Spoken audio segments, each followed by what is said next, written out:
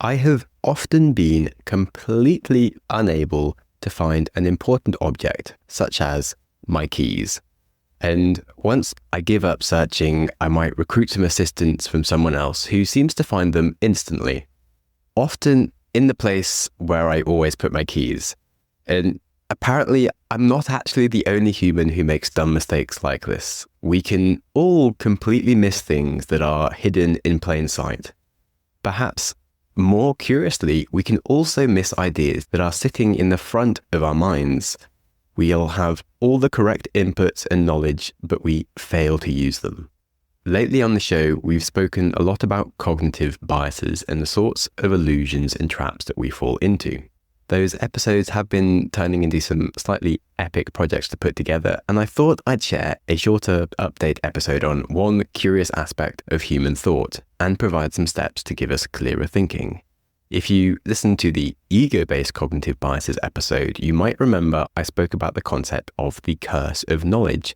And once we have knowledge, it's hard to imagine what it's like not having that knowledge. In fact, once a concept makes sense to us, it's very hard to imagine the concept not making sense. You can't look at a word written down as just some random squiggles because you know exactly what each letter means. And it's this knowledge that we have that makes it hard to explain the things that we know. It's why teachers need a gift for explaining things, but also a gift for just patience when their explanations inevitably don't actually work the first time. And if you break down what communication is, it's simply the conveyance of information that you have that you want others to understand. And ideally, you want to do it without confusing them, without boring them, and you certainly don't want to annoy them. But on top of that, our ego has these other requirements. We want people to think we're smart, maybe resourceful, and in general, just a wonderfully incredible person. I mean, who doesn't want our own personal amazingness appreciated? But this can get in the way. If we're talking to a partner, we don't want to appear needy. If we're chatting with friends, we might want to appear witty. If we are teaching something or making a presentation, we want to appear intelligent. And so the last thing we ever want to do is waste time stating the obvious. And yet, the goal of communication is to make information that we have obvious to others. And that's a conundrum. It's like the whole point of communication is the opposite of what we're trying to do. So we're going to unpack our ego a little bit more in this episode and identify a few tools for clear thinking to help you navigate life with a bit more rationality. Hello and welcome to the Growth Mindset Podcast with me, Sam Webster, with some fun ideas on how to apply psychology to our communication and why it gets confusing and how to unconfuse ourselves.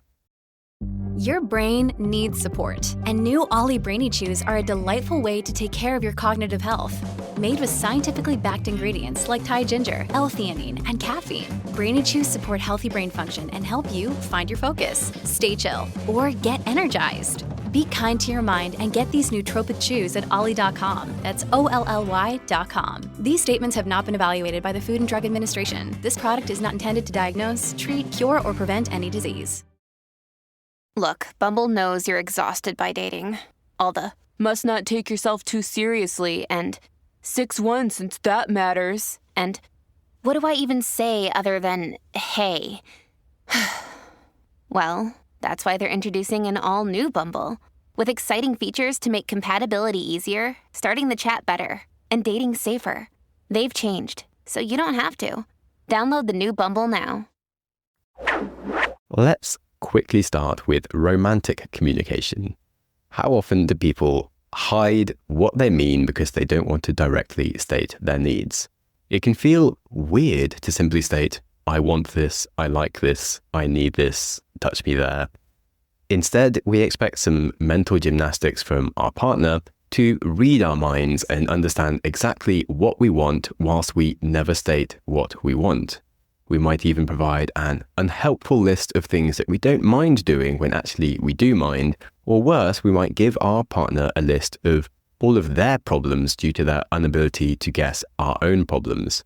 And we do that instead of just telling them that we wanted a hug or the last Rolo, etc. And we can go to some stereotypical examples here that are by no means rules for every relationship, but often when a woman presents a man with a problem that they have, they'll find that men can be a bit like a dog fetching a stick and they just really want to solve the problem. But if this woman actually wants her man to tell her that her feelings about this problem make sense and that he is willing to emotionally support her in her struggle, then she could just tell him that's what she wants. And as always, if information is obvious for you, you should make it obvious for others. And men also mess this up. They often don't state their emotional needs at all or their desire for appreciations of their efforts, and instead they bottle it all up and they get kind of frustrated when no one knows why they're annoyed, even though they haven't even explained it at all. And in both cases, what a partner wants is the thing that is right in the front of their mind, yet it's hidden from their partner because they haven't said it. And genders aside, we can just have very different conflict and resolution styles and requirements. If one partner needs to resolve conflicts immediately, whilst the other one prefers to have some space to calm down, process things first, in these cases, if neither partner states their preference, they can both feel like the other partner is perhaps even being abusive or like their boundaries are being consistently violated when neither of them have actually stated the obvious boundary for them that's being crossed. And you probably heard that lots of people got very excited about the concept of love languages, but it's just an exercise in stating your needs and saying the thing that is obvious for you but not for someone else. So we've already seen now that the ideas that are sitting right in the front of our mind might be the thing we're looking for. Just like my elusive keys, we can frantically run around our heads searching for anything and everything to say when the thing we need to say is right in the front of our mind. We can stop trying to find other things elsewhere and go with the obvious.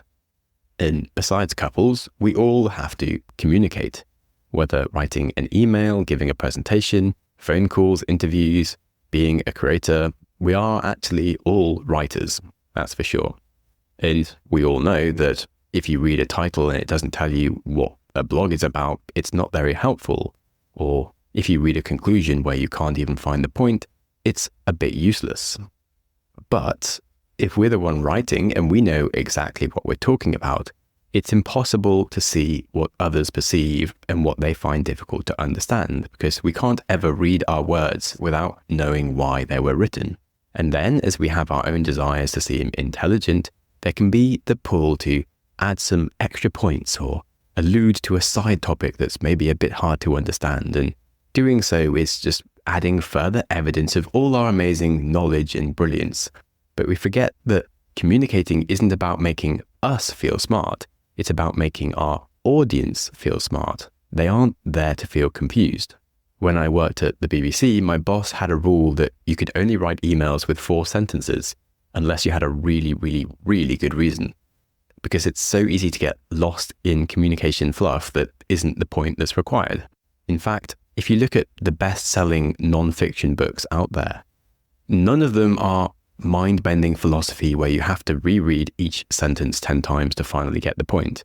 No, you'll find popular books hand-deliver simple concepts for the reader to understand. They'll often make difficult things simple to understand, or maybe boring topics engaging to read. Like Rich Dad, Poor Dad. Maybe you didn't like the book. I personally found a few large holes in it, but from my example here, it is a very simple story about a kid growing up, learning basic principles about money from a rich dude that his poor father couldn't teach him. And the book is readable by 5-year-olds, and it's certainly easier to digest than an economics textbook. Yet, millions of people said it changed their lives financially. Or you could look at Tim Ferriss with the 4-Hour Work Week, or Mark Manson's The Subtle Art of Not Giving an F. They are freakishly easy books to read, yet people felt that the books made them smarter. So our goal in communication is to make complex things simple, but we deny our goal by trying to be more complex and come across intelligent. In fact, many people can make simple things complex by ignoring the obvious facts that need to be said. I've read startup pitch decks where you don't even know what the company does after reading 20 slides all about the company. And I'm sure you probably visited a website where you had no idea what was going on or what the company did. And when it comes to writing, one of the weirdest things that you learn to lean into as a writer is the feeling of being a little unpleasantly exposed.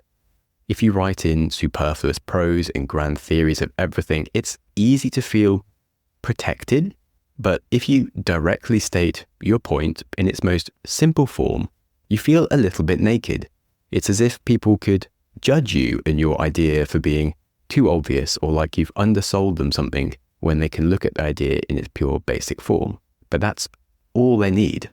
Once we gain some familiarity in a topic, it's really hard to remember that the things that are now obvious for us are really the essential building blocks for someone else. And this is why it can be better to learn from someone that's just one step ahead of you rather than someone who's a master, because they've forgotten what it's like to learn the simple steps that they've done a million times.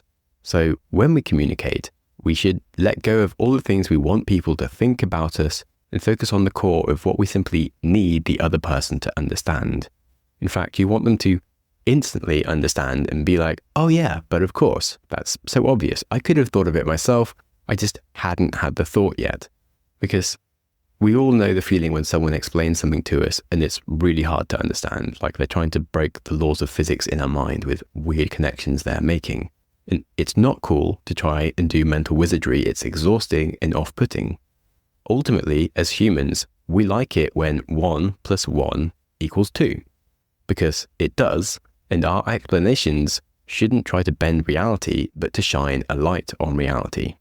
So, considering our ability to completely ignore the obvious, I'll state some clear, obvious things. Clear communication is better communication, and saying things that are obvious might make you feel dumb or even exposed, but it's the obvious things that you need to say. To get these front-of-mind things out, one technique is to try and imagine that you can only say one sentence to someone to explain what it is they need to know. Investors, in fact, will often ask a company, what do you actually do in one sentence, to get the clear light-of-day version of exactly what the company does.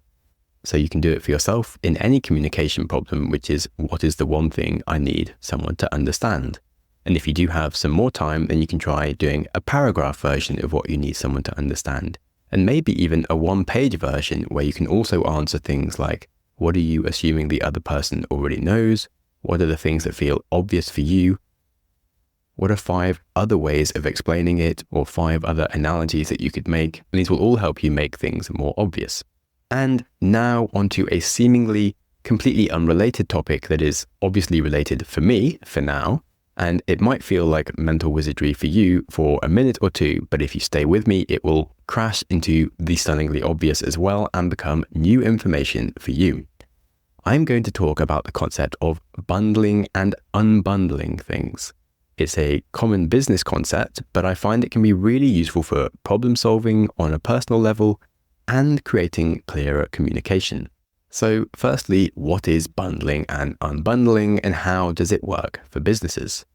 Bundling is the combination of items or services into a single package, and unbundling is the segregation of items and services into separate packages. And when you look at the businesses, many are the result of just bundling or unbundling existing services, and this new format delivers a benefit to users that was not possible with the existing forms. For example, to create my podcast, I used to use a recording tool, a transcription tool. I used to edit the audio in Adobe and sometimes do some sound editing and mastering in Audacity, and perhaps use some separate sound plugin tools from other companies. And that was a lot of things.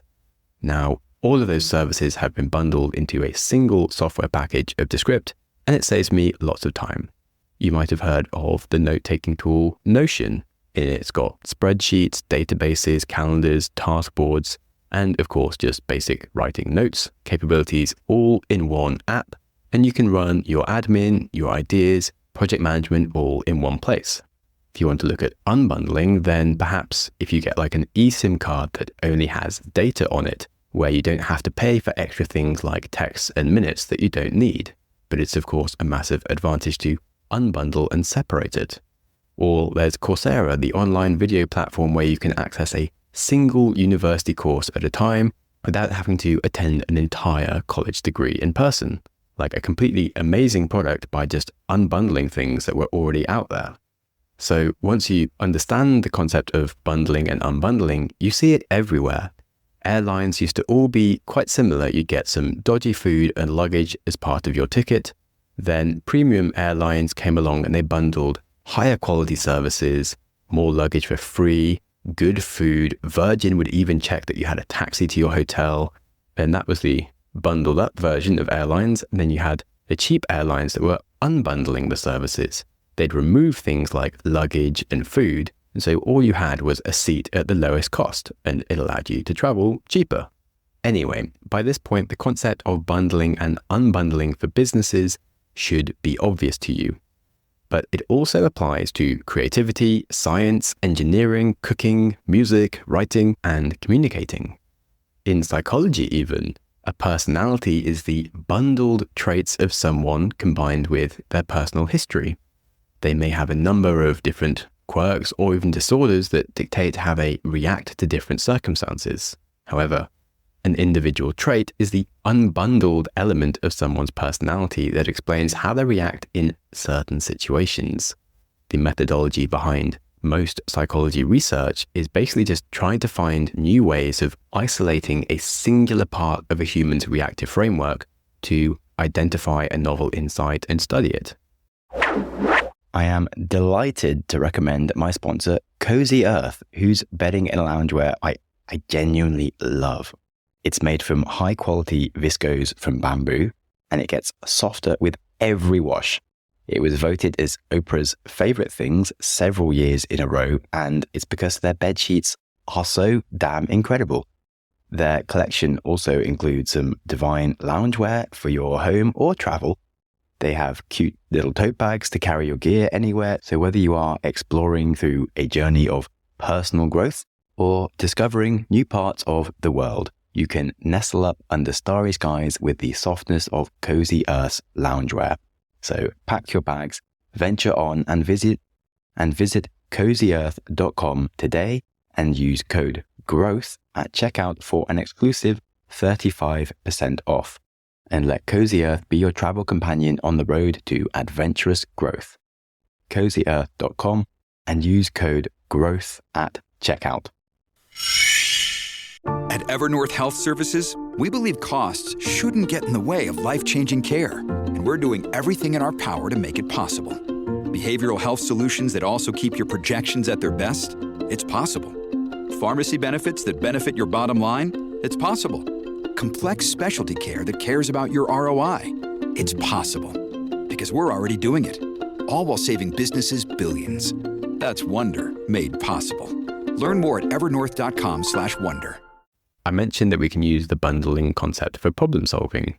If we want to manage stress, we might want to bundle things together like a plan for diet, exercise, time management, and relaxation into a single daily routine. Whilst we also might need to unbundle and address individual elements and start with a single win before taking too much on all at once. Habit building, for example, can be really effective when we bundle a habit together with other routines, such as before I go to bed, I brush my teeth. James Clear in Atomic Habits just calls it habit stacking. Maybe every time you have a coffee, you do 20 squats. Little things you can bundle together. We can also create clearer thinking on a topic by bundling it together. Perhaps try making a mind map or summarize lots of related concepts. For example, psychology would be limited if we didn't sometimes integrate neuroscience and biology and chemistry into our knowledge. But then, of course, we have to unbundle parts of psychology to get specific understanding on an individual element, like a specific cognitive bias or a disorder. If you want to understand climate change, it helps to unbundle it into different sections like causes, effects, mitigation strategies, economics. And if you want to fully understand your partner's personality, it helps to understand their individual traits and quirks. And now, at this point, we can finally get on to communication, where it should finally make perfect sense. And if it doesn't, you can tell me to work on my own terrible writing and inability to make obvious things obvious. Communication can really benefit from a lot of bundling and unbundling principles to make obvious things for you obvious to others.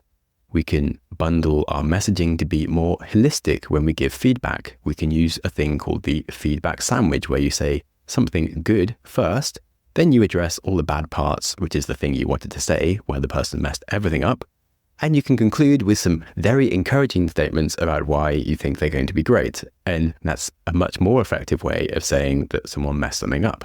We can also just group related information together and try to use things like analogies or start with more relatable information.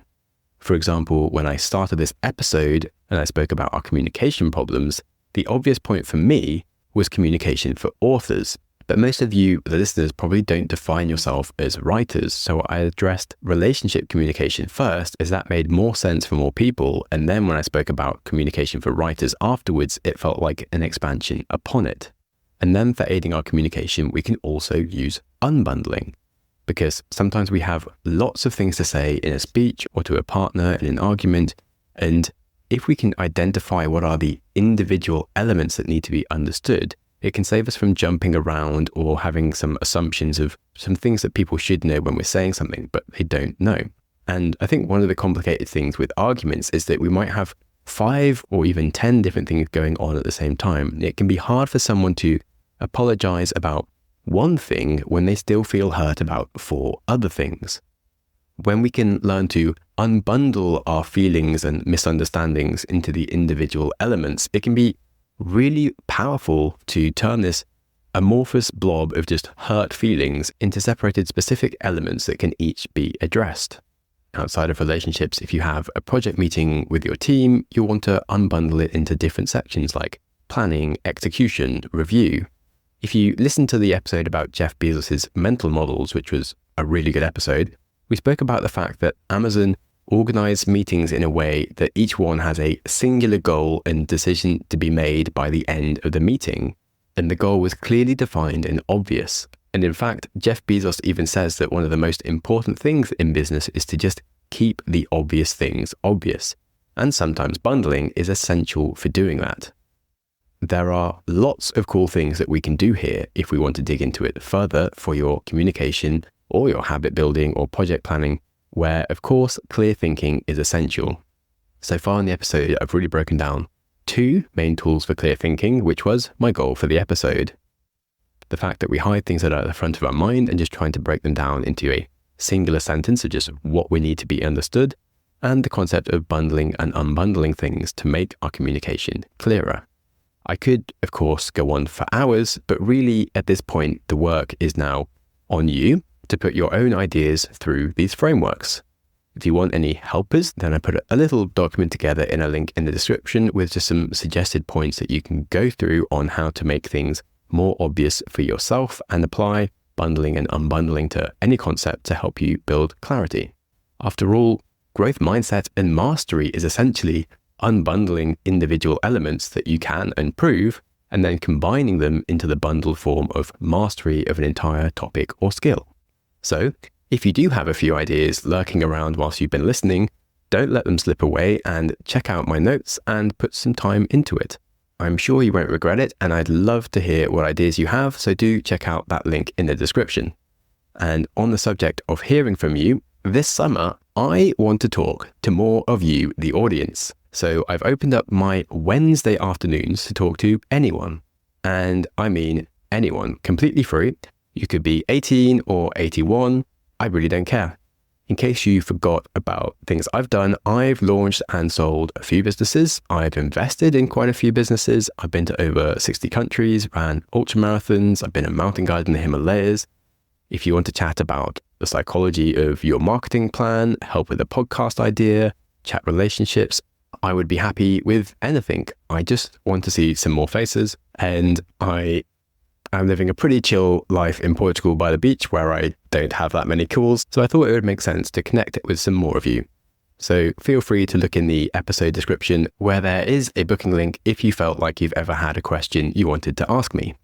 And on that, if you can share the episode with a friend or drop a comment or a review, you will make me super happy. The best way to support the podcast is looking into our advertisers who keep the show running. Remember, life is too short for not finding your keys and generally being confused about things. So make the obvious things obvious. And of course, don't forget to be kind to yourself. Do climb a tree this month and smile at strangers.